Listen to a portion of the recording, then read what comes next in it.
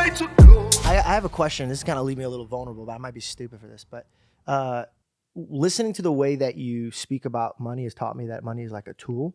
And I always ran away from the thought of making money because I felt like it would bring me more like an evil heart or like greed. Or I've always realized that whenever I'm anxious, I'm in want or I'm thinking about my past. And anytime I'm happy is when I'm very grateful. And I taught myself to be grateful for anything that I'm in. And that's where I keep my peace and joy. I never looked at money because I always saw it from a place where if I needed it, God would bring it to me. So I just sit and I take part in what I need to get done. But I don't have the mindset of like, this is going to make me this type of money. Let's go after this and stuff. Is that bad? Is that a bad thought? Or should I not give it too much power and try to go and make substantial income? Because I've never in my life ever chased to make $1 ever. Well, I guess it would depend on where the dollar is coming from. To give you an example, let's say the book, The Total Money Makeover. Okay, I've sold about 12 million of those Total Money Makeover books, which means that 12 million people either have a really good coaster for their coffee table or they have been helped, and probably some of both actually. But okay, so I made a lot of money off of selling 12 million books.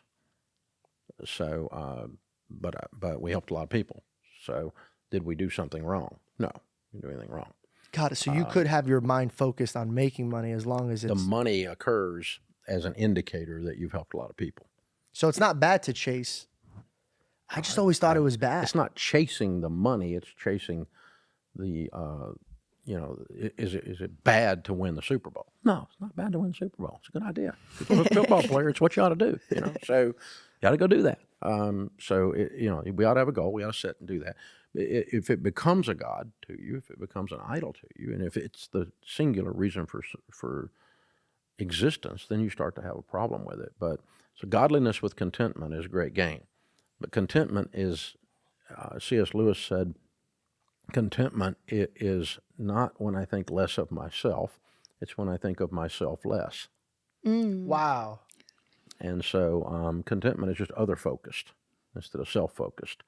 And so what is the pursuit of money there? Well, was it other-focused or self-focused? If you think money's going to make you happy, well, it won't. If you think money's going to get rid of all your problems, it won't. You just get more of them.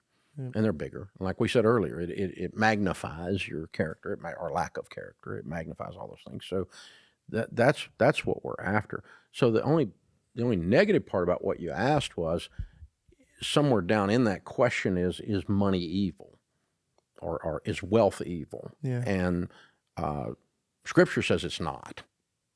In Deuteronomy, God says, I give you the power to build wealth. Why would God give you the power to build wealth?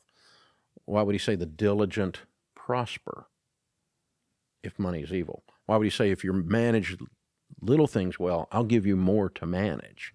Why would he say that if wealth was evil? He doesn't say wealth is evil.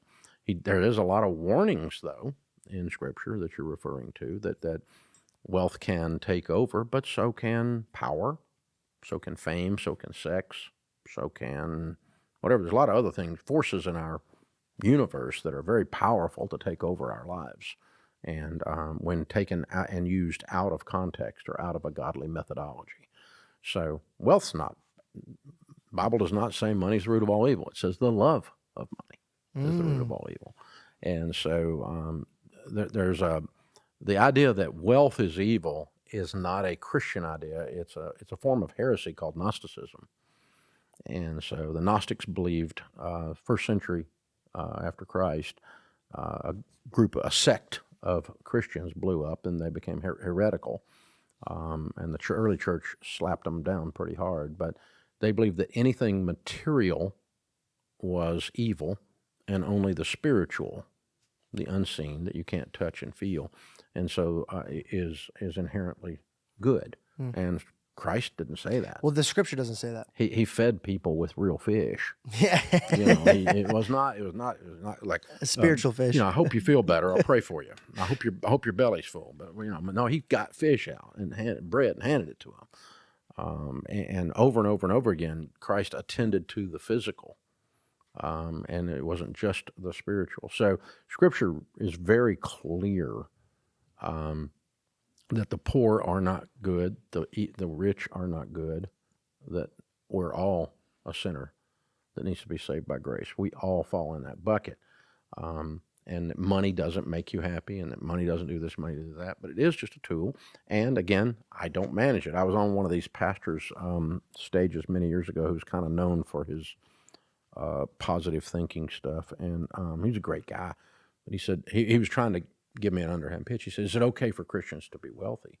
And I thought I'd mess with him a little bit. I said, no. His face about turned inside out. But I said, no, because we actually don't own anything.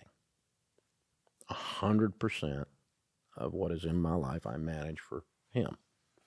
And he says, take care of your own household first, or you're worse than an unbeliever. He says, a godly man leaves an inheritance to your children's children. He says, give out of abundance. He says, a cheerful giver I love. He says all of these things to be done with the money that he gives me to manage.